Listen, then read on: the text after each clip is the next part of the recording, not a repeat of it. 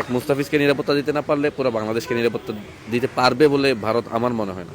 উগ্র যে জনগোষ্ঠী থাকে তাদের কাছে আসলে নিরাপত্তা ইস্যুটা কিন্তু এখনো নিশ্চিত না। এটা আসলে আইসিসিটা পুরোটা ইন্ডিয়া নিয়ে নিছে আমার কাছে মনে হয়। বিষয়টা কি এমন মনে হয় যে ডেকে নিয়ে অপমান করা? এটা অনেকটা এরকম হয়েছে। আমার মনে হয় সেলফ রেসপেক্টের দিক থেকে বা সব দিক থেকেই আমাদের এখন এই মুহূর্তে এভাবে আর যাওয়াটা ঠিক হবে না। দর্শক, ভদ্রলোকের খেলা ক্রিকেট হলেও আমাদের পার্শ্ববর্তী দেশ ইন্ডিয়া কতটা ভদ্রতা বজায় রাখছে সেটাই হচ্ছে এখনকার সবচেয়ে গুরুত্বপূর্ণ আলোচ্য বিষয়। দর্শক, সাম্প্রতিক সময়ে আমরা দেখেছি কলকাতা নাইট রাইডার্স কিছুদিন আগে মুস্তাফিজুর রহমানকে তাদের দল থেকে বাদ দিয়েছে এবং এই ঘটনার ঠিক পরপর বিসিবি ঘোষণা দিয়েছে ভারতে বিশ্বকাপ খেলতে দল পাঠাবে না এবং ভারতের পরিবর্তে শ্রীলঙ্কায় তারা দল পাঠানোর ব্যাপারে আগ্রহী রয়েছে। দর্শক, যেই ধর্মীয় উগ্রবাদ এবং রাজনৈতিক বিষয়ে খেলাধুলায় ইনভলভ হচ্ছে, এতে করে কিন্তু খেলাধুলার পরিবেশ নষ্ট হচ্ছে এবং প্রশ্নবিদ্ধ হচ্ছে আইসিসির ভূমিকা। দর্শক, সাম্প্রতিক সময়ের এই সকল বিশৃঙ্খল ঘটনা নিয়ে সাধারণ মানুষ কি মতামত দিচ্ছে সেটা জানার জন্য আমরা এখন অবস্থান করছি ঢাকা বিশ্ববিদ্যালয় এলাকায় এবং এখান থেকে আমরা শিক্ষার্থীদের মুখ থেকে শুনবো তারা এই বিষয়টা কীরকম দেখছে। আমার মনে হয় সিকিউরিটির দিক দিয়েও আমাদের ওই দেশে যাওয়ার কোনো দরকার নাই। আমার মনে হয় না আমরা কোনো দিক দিয়ে কম না।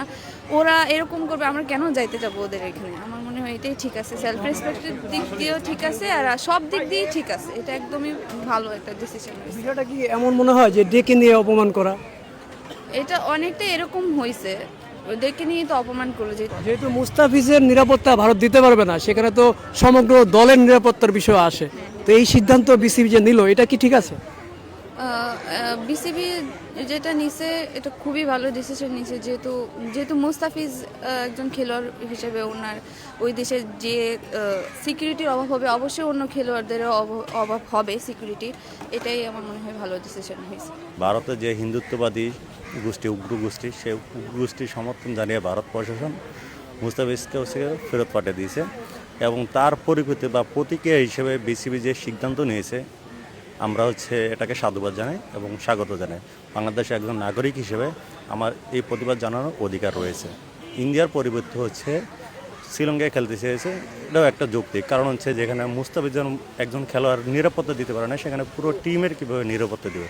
ভারতকে একটি অন্যরকম সুবিধা দিয়ে থাকে আইসিসি, যেমন দেখা যায় যে দাদাগিরি করে বিভিন্ন বিষয়ে। এই বিষয়টা কীরকম দেখছেন? ICC meaning international cricket council, but আমরা যারা ক্রিকেট পাগল বা ছোটোবেলা থেকে দেখে আছি, আইসিসি আমাদের কাছে মিনিং ইন্ডিয়ান ক্রিকেট কাউন্সিল। তো আইসিসি সবসময় ইন্ডিয়ানদের একটা সুবিধা দিয়ে আসে। এটা কিন্তু তার এটা হওয়া উচিত ছিল নিরপেক্ষ জায়গায়, কিন্তু তাদের যে স্বৈরতন্ত্র চিন্তা সেই জায়গা থেকে তারা সবসময় ইন্ডিয়াকে সেই সুবিধাটা দিয়ে আসে।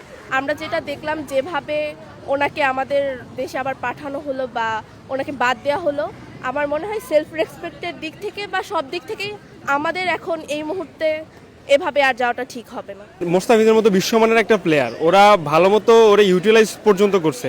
সেখানে শুধুমাত্র ইন্ডিয়া আধিপত্যবাদী চিন্তা ভাবনা থেকে হিংসাত্মকভাবে যে ওরে এইভাবে রিলিজ করে দিল টিমটা, এটা আমাদের দেশের জন্য এবং পুরো ক্রিকেট ওয়ার্ল্ডের জন্য সেটা অপমানজনক। তো সেই জায়গা থেকে বাংলাদেশ এটা উচিত একটা জবাব দিয়েছে আমি মনে করি এবং এইভাবে বাংলাদেশ আর স্ট্রংলি আগানো উচিত। আইসিসি থেকে এমন একটা ব্যবস্থা করে দেওয়া হোক যেটা শ্রীলঙ্কা বা অন্য আরব আমিরাত হইতে পারে, যেখানে বাংলাদেশ ওইখানে যাইতে পারে অবশ্যই, তবে ভারতের মাটিতে না খেলাটা এটা আসলে যৌক্তিক মনে হয়েছে।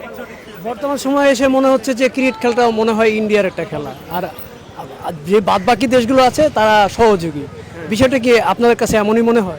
আমার কাছে এটা এখন থেকে না, আমরা প্রায় সময় বিশ্বকাপ যখন দেখি বিভিন্ন অকারেন্স ঘটে যেখানে মনে হয় যে না, ইন্ডিয়ারই আসলে নিজের একটা রণকৌশল, এটা খেলার কৌশলই তাদের নিজেদের বানানো। এখানে কারো কোনো হাত থাকে না, তারা যেভাবে প্ল্যান মাফিক করে ওইভাবেই মনে হয় যে সেটা পরিচালিত হইতেছে।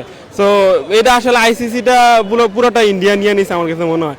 বিভিন্ন জায়গাতে আমরা এই যে 15 বিশ্বকাপে দেখলাম, তারপরে এই রিসেন্ট কিছু ইস্যুতেও দেখা গেছে আমরা অনেক কিছু বলতে পারি না, আমাদের আসলে বলার কিছু থাকে না। ওরা যেভাবে বলে সেভাবে আমাদের মাইনা নিয়ে খেলা চলে আসতে হয়। তো অবশ্যই তাদের একটা আধিপত্যবাদ ওইখানে অবশ্যই আছে। বাংলাদেশ দল ভারতে টি-20 বিশ্বকাপ খেলতে যাবে না, এই বিষয়টা কিন্তু আমরা দেখতে পেয়েছি। এখন সাধারণ মানুষ হিসেবে আপনার কি মতামত?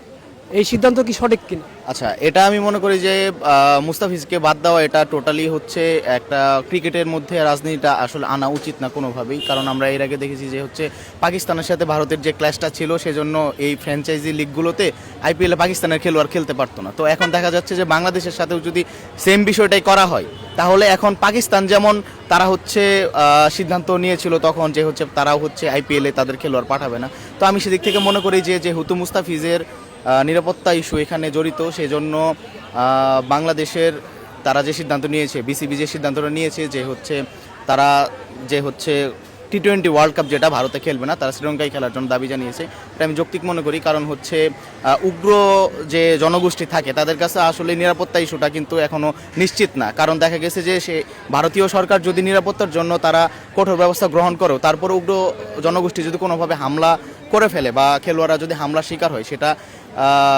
ভারতীয় ক্রিকেট বোর্ডের সাথে জন্য যেমন লজ্জাজনক, তেমনিভাবে বিসিবির জন্য লজ্জাজনক, তেমনিভাবে আমাদের বাংলাদেশি যে খেলোয়াড়রা আছে, আমাদের সম্পদ, দেশীয় সম্পদ, তাদের জন্য বেশ ক্ষতিকর হবে। তো আমি সেদিক থেকে মনে করি যে বাংলাদেশ এটা একটা ওয়াইজ ডিসিশন নিয়েছে যে হচ্ছে তারা ভারতে টি-20 ওয়ার্ল্ড কাপ খেলার জন্য যাবে না, তারা শ্রীলঙ্কায় যাবে।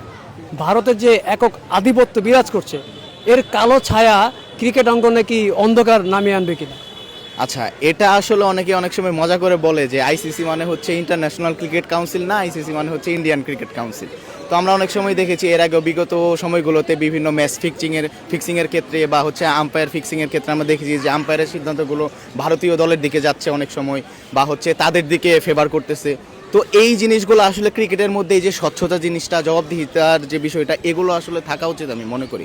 কারণ ক্রিকেট হচ্ছে বিনোদনের জন্য খেলা হয়, বা পাশাপাশি হচ্ছে একটা দেশকে রিপ্রেজেন্ট করা হয়। সেখানে আইসিসির মতো একটা যদি বোর্ড সে যদি পক্ষপাতিত্বভাবে হচ্ছে সে শুধুমাত্র ভারতীয় ক্রিকেট বোর্ডকে সার্ভ করে, তাহলে সেটা কখনোই অন্যান্য দেশের জন্য মঙ্গলজনক না, অন্যান্য দেশের ক্রিকেট বোর্ডের জন্য মঙ্গলজনক না। সেই সাথে হচ্ছে অন্যান্য আরও যে উদীয়মান খেলোয়াড়রা আছে বা হচ্ছে তাদের ক্যারিয়ারের সাথেও বিষয়টা জড়িত, একটা দেশের সুনামের সাথে জড়িত।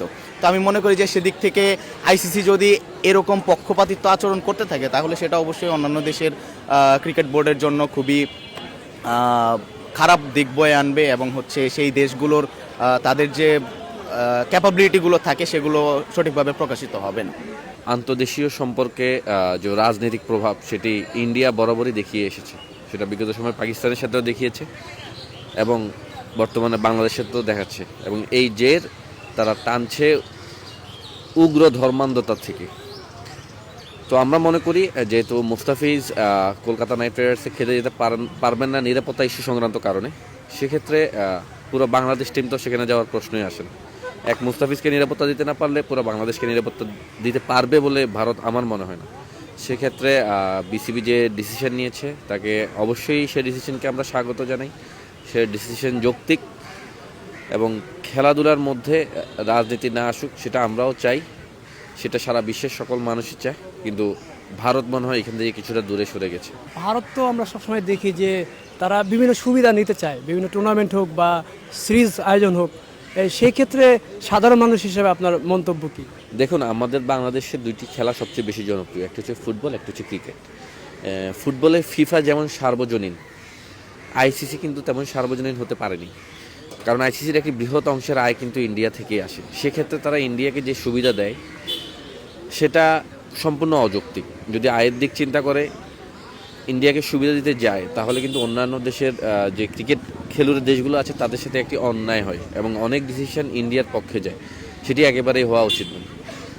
তো আশা করব আইসিসি সবসময় যে নিরপেক্ষ ডিসিশন থেকে দূরে থাকে, সামনে ক্রিকেটের স্বার্থে, এবং ক্রিকেট তো অল্প কয়েকটি দেশ নিয়ে ক্রিকেট খেলাটি হয়, তো সেই ক্রিকেটকে বিশ্ব পরিসরে ঢেলে সাজাতে আইসিসি নিরপেক্ষ ভূমিকা পালন করবে এবং ভারতকে অনৈতিক সুবিধা থেকে মানে অনৈতিক সুবিধা দেওয়া থেকে বিরত থাকবে। দর্শক, কখনো ভারত পাকিস্তানে খেলতে যেতে আপত্তি করে, আবার কখনো পাকিস্তান ভারতে খেলতে যেতে আপত্তি করে। তবে এই প্রথম নিরাপত্তাজনিত কারণে বাংলাদেশ দল ভারতে যেতে আপত্তি প্রকাশ করেছে। দর্শক, খেলাধুলার ভিতর ভারতের যে একক আধিপত্য বিস্তার করার যে চেষ্টা করা হয়, এতে করে কিন্তু সমস্ত দল কিছুটা বিরক্তি প্রকাশ করে, যেমনটা এখন বাংলাদেশের মধ্যে দিয়ে যাচ্ছে। খেলাধুলার প্রতি মানুষের একটি আবেগ অনুভূতি কাজ করে, এখানে যদি রাজনীতি এবং উগ্রবাদের সহিংসতার শিকার হতে হয় তাহলে কিন্তু খেলাধুলার যে উৎসব আমেজ সেটাই কিন্তু একটি বিস্তর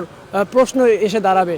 দর্শক, যেহেতু ভারতে ভ্রমণে নিরাপত্তাজনিত বিষয় রয়েছে, সেই ক্ষেত্রে বিসিবি যে সিদ্ধান্ত নিয়েছে সেটাকে কিন্তু সাধারণ মানুষ সাদরে গ্রহণ করে নিচ্ছে এবং আমরাও সেটাকে সমর্থন জানাই।